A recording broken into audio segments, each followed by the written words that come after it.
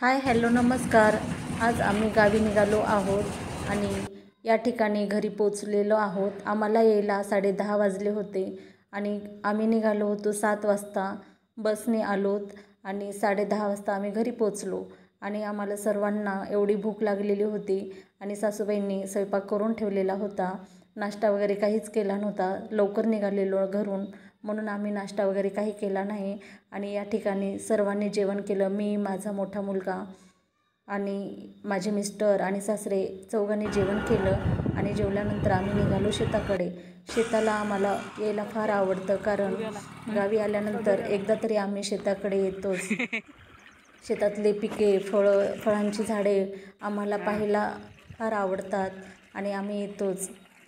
आणि या ठिकाणी आम्ही अर्ध्या रस्त्यात गाडी लावली आहे आणि इथून पुढे भरपूर पाणी आहे। या पाण्यातूनच आम्हाला चालत जायचं आहे। अर्धा किलोमीटर तरी असंच पाणी असेल। या ठिकाणी माझा मुलगा म्हणत आहे, मम्मी चप्पल हातात कशाला घेतली? मी म्हटलं चप्पल पाण्यामध्ये घातली तर तुटून जाईल, त्यामुळे मी हातात घेतली आहे। आणि तो म्हणतो की चप्पल घाल पायामध्ये। आणि या ठिकाणी बघा एक छोटंसं कुत्र्याचं पिल्लू आहे, खूप छान आहे, एकदम क्यूट आहे। तुम्हाला मी दाखवते, खूप सुंदर आहे आणि आम्हाला पाहून तो पळतो आहे।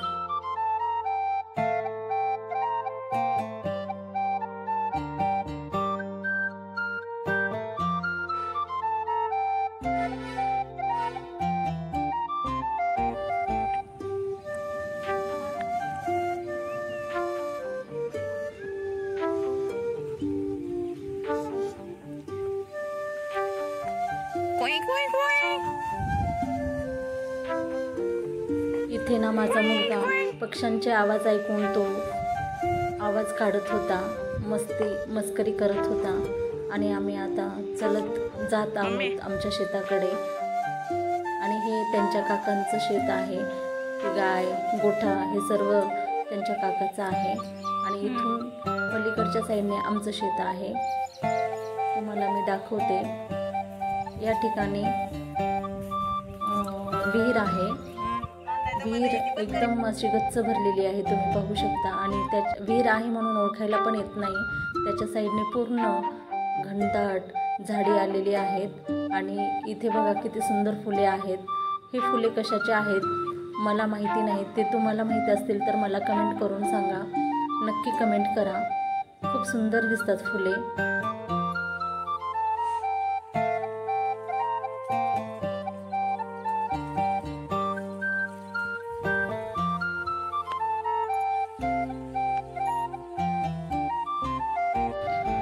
बघा किती सुंदर दिसत आहेत। त्याचा रंग पिंक कलर आहे, राणी कलर, एकदम छान दिसत आहेत। आणि वातावरण पण एकदम छान असं पावसाचं झालेलं आहे आणि एकदम प्रसन्न वाटत आहे।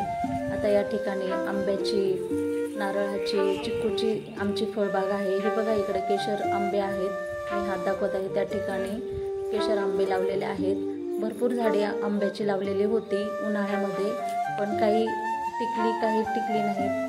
20-25 अशी झाडे आलेली आहेत आणि बाकीचे सर्व गेली झाडे चांगली म्हणजे वाळून गेले आहेत। आणि या ठिकाणी नारळ लागलेले आहेत, तुम्ही पाहू शकता, छोटे छोटे नारळ लागलेले आहेत। खूप मोठे होतात हे नारळ आणि एका नारळामध्ये एक तांब्या असं पाणी निघतं, खूप मोठा आकार होतो। आणि बरीच नारळाची झाडे आहेत, तुम्ही पाहू शकता। ही लहान झाडं आहेत, याला आणखी नारळ लागत नाहीत आणि हे जे आहेत ते मोठे आहेत, म्हणजे हे बरेच वर्ष 7-8 वर्ष झालं लावलेले आहेत, त्यामुळे त्याला नारळ लागतात। आणि मैत्रिणींनो, हा माझा पहिला फर्स्ट ब्लॉग आहे, त्यामुळे कसा वाटला ते कमेंट करून मला सांगा। आणि आवडला असेल तर लाईक करा आणि चॅनलवर नवीन असाल तर चॅनलला सबस्क्राईब करा आणि कमेंट करायला विसरू नका। आणि बेल आयकॉनची घंटी दाबा, जेणेकरून नवीन व्हिडिओ तुम्हाला पाहायला मिळतील। धन्यवाद।